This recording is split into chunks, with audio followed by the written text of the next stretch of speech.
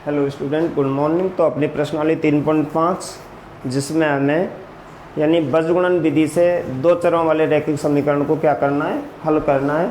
तो अपनी प्रश्नावली 3.5 में जो पहला सवाल है वो कह रहा है कि निम्न रैखिक समीकरणों के युग्मों में से किसका एक अद्वितीय हल है, किसका कोई हल नहीं है, या किसके अपरिमित रूप से अनेक हल हैं। अद्वितीय हल की स्थिति में, केवल कौन सी स्थिति में, अद्वितीय हल की स्थिति में उसे बीजगुणन विधि से हमें क्या करना है, हल करना है। तो हम पहला सवाल लेते हैं। पहले सवाल का पहला, ठीक है ना, पहले सवाल का पहला देखते हैं कि उसमें दे रखा है अपने पास में x माइनस 3y माइनस 3 बराबर 0, ये दे रखा है अपने पास में। और दूसरा है उसमें 3x माइनस 9y माइनस के 2 बराबर क्या दे रखा है, 0, ठीक है ना। ये अपने पास में दे रखा है। अब ये देखना है कि इसके अनंत हल हैं या अद्वितीय हल है या कोई हल नहीं है। यदि अद्वितीय हल की स्थिति में आता है तो इसको हमें बीजगुणन विधि से क्या करना है, इसको हल करना है। तो यहाँ पे देखते हैं कि a1 बटे a2 का मान देखते, क्या देखते हैं, a1 बटे a2 का मान। अब इसमें a1 का मान यहाँ पे 1 है बटे यहाँ पे कितना है 3, तो 1 बटे 3 आ गया। a1 बटे a2 का मान कितना आ गया, 1 बटे 3। अब देखते हैं हमें यहाँ पे v1 बटे v2 बराबर यहाँ पे माइनस 3 बटे माइनस के कितना 9 आ गया। अब इसको माइनस से माइनस काट लेते हैं और 3 1 कम 3 और 3 3 9, तो इसका यानी b1 बटे b2 का मान भी अपना 1 बटे 3 आ चुका है। तो a1 बटे a2 बराबर आ गया b1 बटे b2। अब हम देखते हैं कि c1 बटे c2 का मान कितना आता है। तो यहाँ पे c1 upon c2 is equal to minus 3 बटे माइनस कितना है 2, माइनस से माइनस काटेंगे तो ये आ गया अपना 3 बटे 2।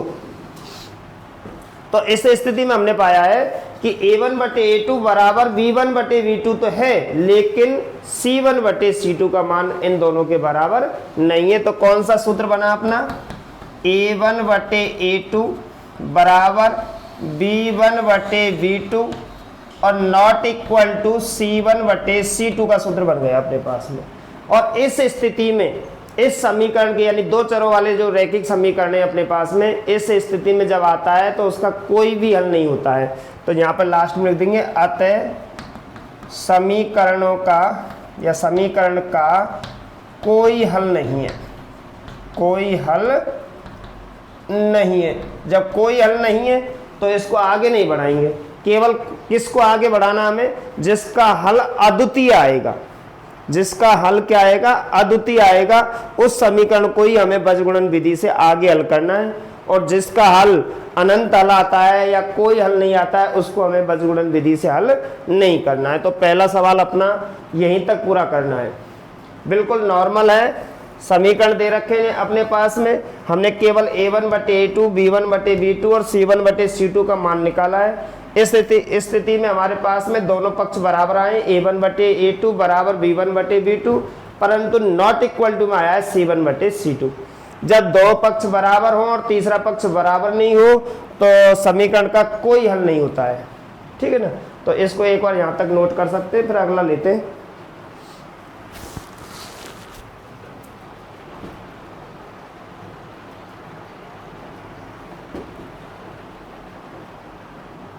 हाँ, तो अगला क्वेश्चन लेते हैं। इसमें क्वेश्चन दूसरा देखते हैं, पहले सवाल का क्वेश्चन नंबर 2।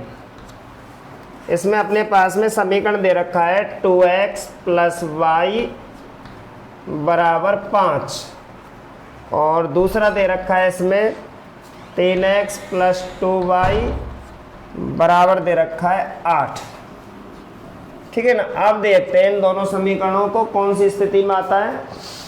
तो पहले जमाते हैं, 2x प्लस वाई माइनस 5 बराबर 0 और यहाँ पे 3x प्लस 2y माइनस 8 बराबर क्या है 0। अब हमें इसमें से a1 बटे a2 का मान ज्ञात करते हैं। तो यहाँ पे देखो a1 बटे a2 बराबर 2 बटे 3 और v1 बटे v2 बराबर है 1/2। देखो यहाँ पे 2, यहाँ पे 3, 2/3 और यहाँ 1 और यहाँ 2, तो 1/2। तो अब हम जानते हैं कि जब दोनों पहले ही बराबर नहीं आते तो वह अद्वितीय हल की स्थिति में जाता है। कौन सी स्थिति में जाता है? तो जहाँ लिखेंगे चूंकि a1 बटे a2 बराबर नहीं है b1 बटे b2, यहाँ लिख देंगे अतः समीकरण का अद्वितीय हल है। क्या है? अद्वितीय हल है। ठीक है ना। अब समीकरण का जो अद्वितीय हल है ये आ गया अपने पास में। फिर बार बार बता रहा हूँ कि a1 बटे a2 b1 बटे b2 अगर दोनों बराबर नहीं आते हैं, यानी कि इस स्थिति में आता है, तो उस समीकरण का अद्वितीय हल होता है। उस समीकरण क्या होता है? अद्वितीय हल होता है। तो अब हमने अद्वितीय हल कर दिया। अब जब अद्वितीय हल है तो हमें कौन सी विधि से करना है? वज्र गुणन विधि से करना है। तो यहीं पे देख लेता हूँ, यहाँ पे लिख देते हैं वज्र गुणन विधि से। ठीक है ना। वज्र गुणन विधि से करना है तो इसका एक बार सूत्र लिख देता हूँ, x अपॉन यहाँ पे b1 b2 cross c1 c2 बराबर y upon c1 c2 cross a1 a2 बराबर 1 upon a1 a2 cross v1 v2। ये इसका सूत्र है। ठीक है ना। ज़्यादा कठिन नहीं है। x बटे b1 बटे b2 क्रॉस c1 बटे c2, c1 बटे c2 क्रॉस a1 बटे a2, a1 बटे a2 क्रॉस b1 बटे b2। अब हम यहाँ पे देख लेते हैं इसको, इस जगह पे देख लेते हैं x अपॉन, ठीक है ना, मान रखने सीधे सीधे अपने पास में मान दे रखे हैं यहाँ पे, बिल्कुल टेंशन नहीं कि यहाँ पे दे रखा है एक c1 बटे c2 का और मान निकाल लें। c1 बटे c2 का मान है -5 बटे -8। ठीक है ना।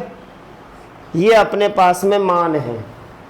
अब देखते हैं b1 बटे b2 का मान दे रखा है 1/2, तो यानी 1/2 क्रॉस लगाएंगे।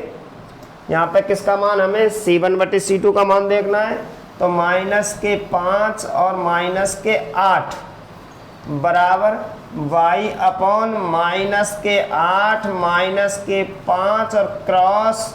अब a1 और a2 का मान देखना है, तो a1 बटे a2 का मान है 2/3, 2 और 3 बराबर 1/2, 3 और क्रॉस करना है b1 बटे b2 से, तो 1 कितना 2। ये हमने यहाँ पे इन पे मान जमा दिए इसमें से। अब देखते हैं हम यहाँ पे x अपॉन, पहले इसका गुणा करेंगे -8। ठीक है ना लो, -8, 8 एकम 8 -8 है, यहाँ माइनस लगाएंगे क्योंकि इनका क्रॉस करने के बाद में बीच में क्या होता है, चिन्ह माइनस का होता है। अब इनका क्रॉस करेंगे तो 5 दूनी 10, कोष्टक में -10।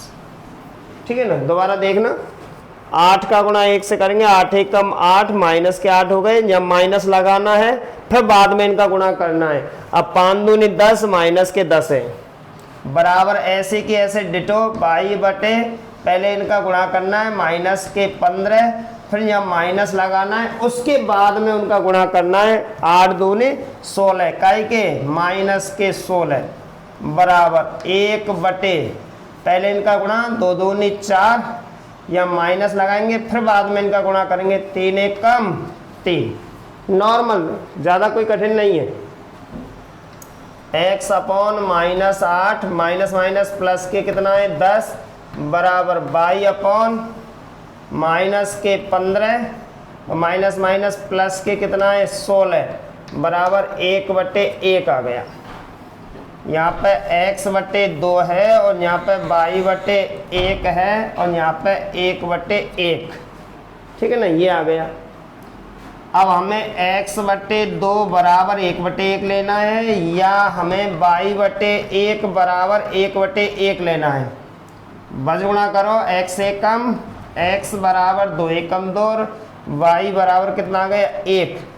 तो x और y का मान अपने पास में यहाँ पे ये आ गए यहाँ पे, ठीक है ना। यहाँ पे हम कंटिन्यूटी का चिन्ह लगा देते हैं इनके सामने।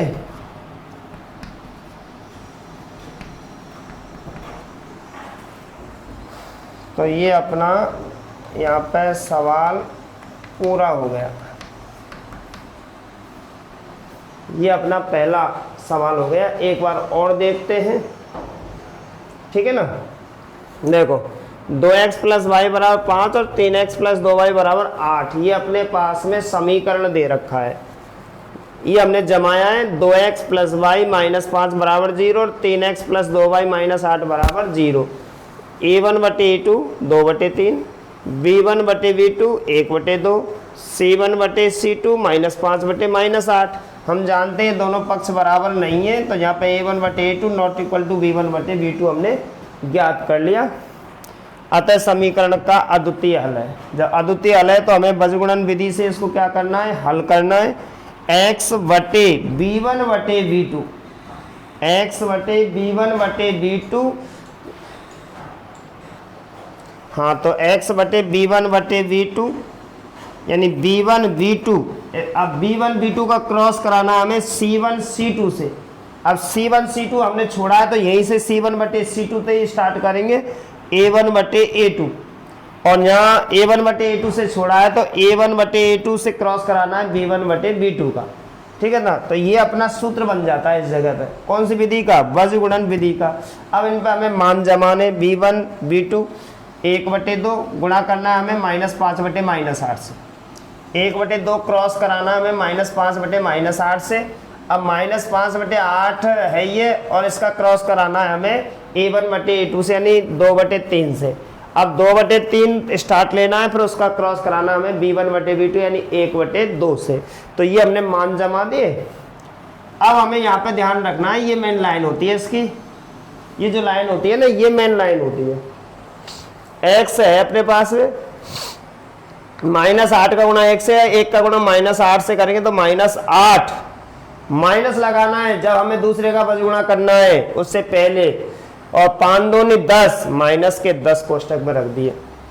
5 या 15 ये है, ये अपने पास में माइनस लगाना है, 8 दूनी 16 माइनस के 16 को कोष्टक में बंद करना है। डबल चिन्ह हो जाते हैं, माइनस पहले ये है अपने पास में माइनस का आ गया।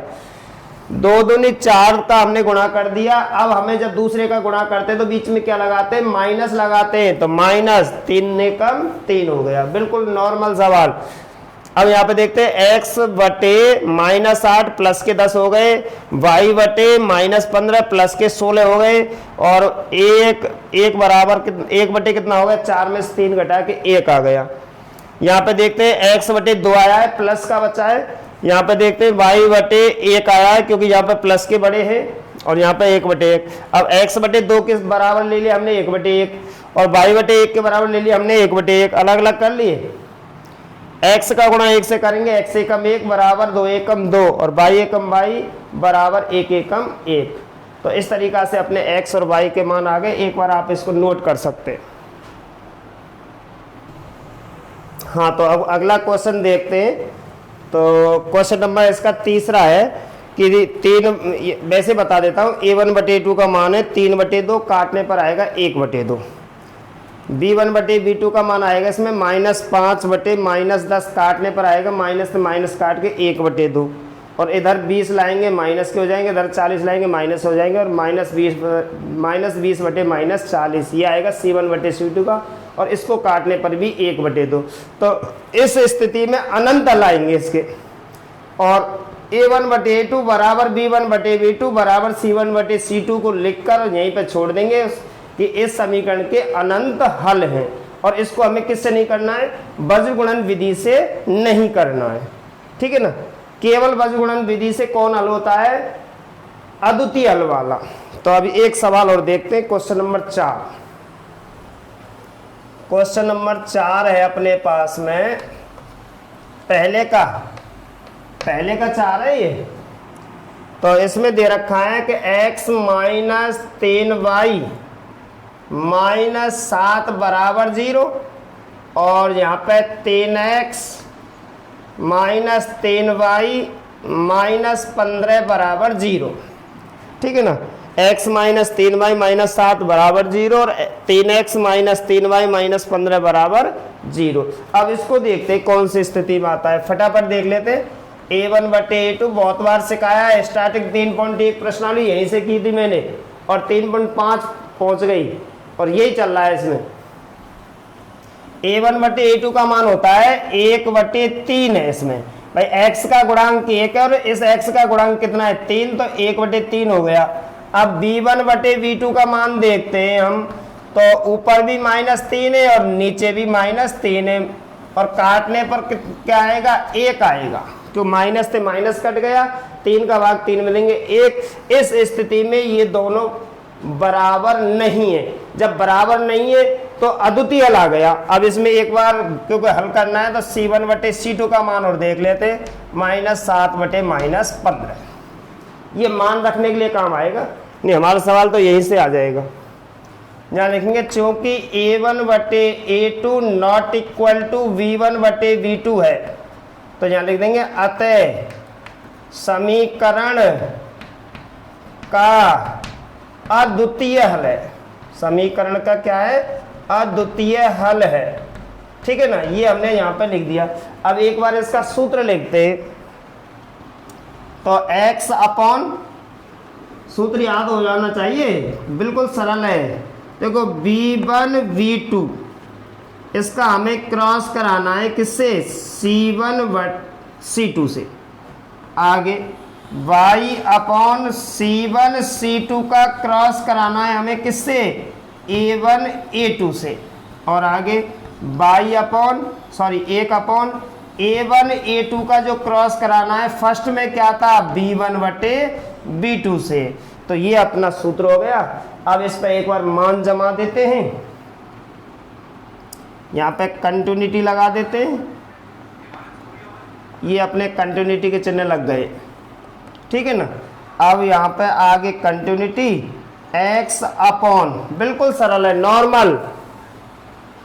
यहाँ पे देखते हैं नॉर्मल एक है ना, मूल अंक रखने हैं हमें, क्या रखने, मूल जो अंक दे रखे हैं -3 क्रॉस कराना है c1 c2 से, -7 -15 y अपॉन, अपने पास में दे रखा है y अपॉन कितना है c1 बटे c2 यानी -7 बटे -15 क्रॉस कराना है a1 बटे a2 से 1 बटे 3 बराबर 1 अपॉन 1 बटे 3 है। ये क्रॉस कराना है, इसका क्रॉस किससे कराना है, b1 बटे b2 से, -3 से। ये मान रख दी हमने। अब साइड में देख लेते हैं, यहाँ वही कंटिन्यूटी x अपॉन कितना आता है देखते हैं एक बार, माइनस प्लस 45 आ गए। यहाँ माइनस लगाएंगे बिगड़ देखे, अब बाद में गुणा करना है। अब माइनस प्लस हो गए, 7 या 21 आ गए, तो 21 आ गए प्लस के, डायरेक्ट लिख देते, कोष्टक में कोई अंदर लेने की जरूरत नहीं है। ठीक है ना, अब y बराबर देखते हैं, y अपॉन माइनस के 7 या 21, या माइनस लगाना है। अब माइनस के 15, तो किस में लेना है, कोष्टक में, डबल चिन्ह हो गया, माइनस और प्लस, माइनस बराबर 1 अपॉन 3 एकम 3, माइनस के 3 है, या माइनस और कोष्टक में है 3 तिया 9, माइनस के 9 कोष्टक पर। यहाँ पे x अपॉन 24 बचेंगे प्लस के, y अपॉन माइनस के 21 प्लस के कितने 15 हो जाएंगे, और यहाँ 1 बटे -3 प्लस के कितने हो गए 9। आगे x अपॉन 24 आ गया। यहाँ पे अगर एक बार करना चाहते तो यहाँ पे कितने 21, यहाँ पे कितने आ जाएंगे 45 माइनस 21 और यहाँ पे 24 बच जाएंगे। यहाँ पे बाई बटे माइनस के 6 आ जाएंगे बराबर 1/6 आ जाएंगे। ठीक है ना। आगे अब हमें इसमें से ले लेते हैं, देखो वैसे भी काट ले, 6 एकम 6, 6 एकम 6 और 6 चौका 24। कितनी कौन सी स्थिति आई है, 1x/4, यहाँ बाई बटे -1 और यहाँ पे 1/1 आ गया। अब अलग अलग कर लेते हैं, x/4 = 1/1 या y/-1 = 1/1, x एकम x = 4 या y बराबर -1। ये अपने इसके x y के जो आंसर आ गए अद्वितीय अंश से। तो एक बार इसको नोट कर सकते हैं।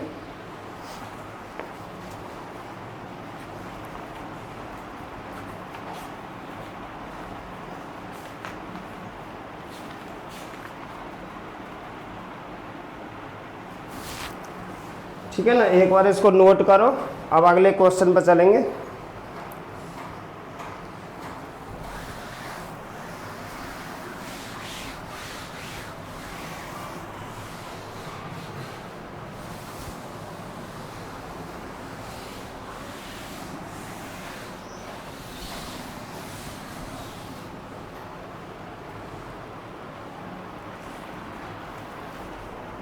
हाँ, क्वेश्चन नंबर है अपना सेकंड नंबर। इस प्रश्नावली का क्वेश्चन नंबर कौन सा है, सेकंड। ये कह रहा है ए और बी के किन मानों के लिए निम्न रैखिक समीकरणों के युग्मों के अपरिमित रूप से अनेक हल हैं। अनेक हल हैं, तो इस स्थिति में हमें ए और बी का क्या निकालना है, हमें मान ज्ञात करना है। ए और बी का क्या करना है, हमें मान ज्ञात करना है। तो सबसे पहले सवाल लिख लेते हैं अपने पास में, 2x + 3y = 7 और यहाँ पे a - b कोष्टक बंद x प्लस a + b कोष्टक बंद y बराबर दे रखा है 3a + b - 2 दे रखा है। तो इस स्थिति में हमें ए और बी का क्या करना है, हमें मान ज्ञात करना है। तो इसके लिए सबसे पहले देखो यहाँ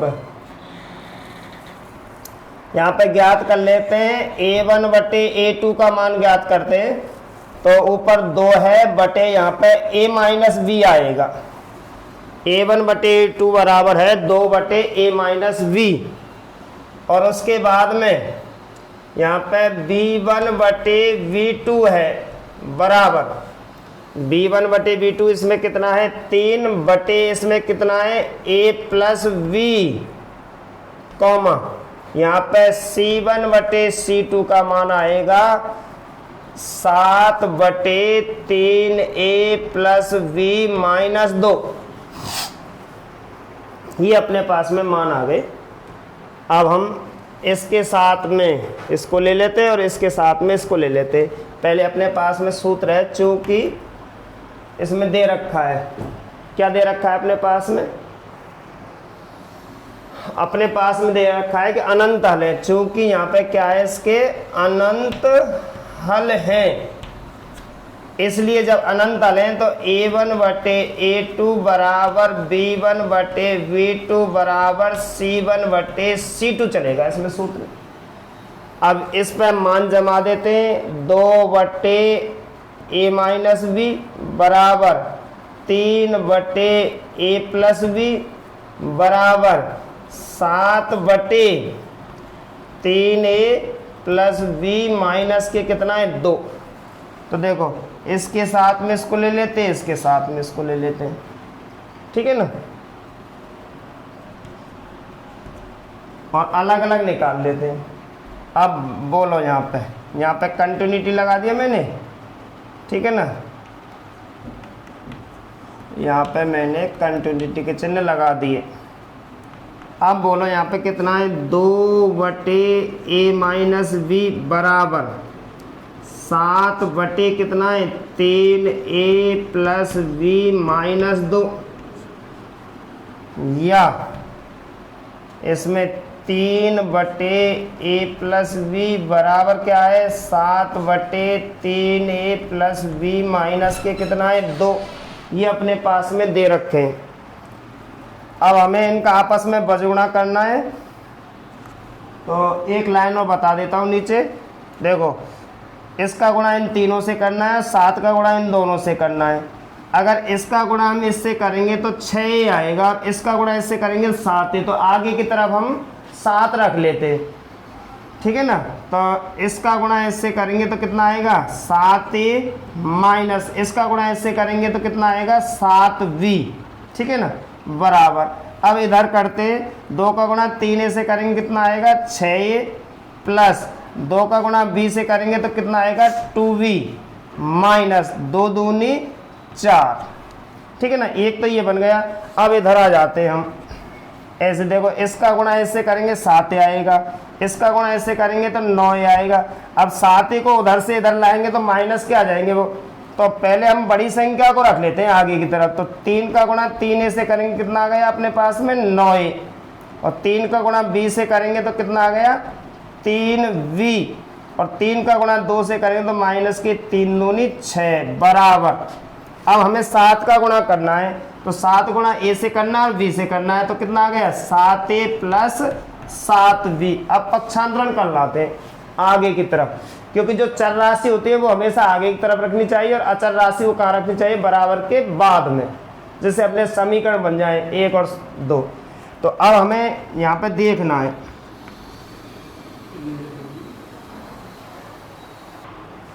हाँ तो देखो 7a यहाँ पे है अपने पास में, इधर लाएंगे इसको माइनस के कितने हो जाएंगे 6a माइनस 7b पहले से ही अपने पास में, इधर से 2b को लाएंगे तो माइनस के कितने हो जाएंगे 2b बराबर। यहाँ पे बच्चे अपने पास में कितने 4।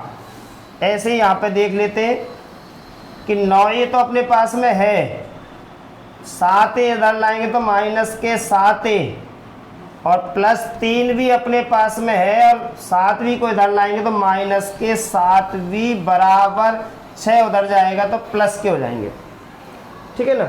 अब इससे ऊपर यहाँ पे देख लेते हैं,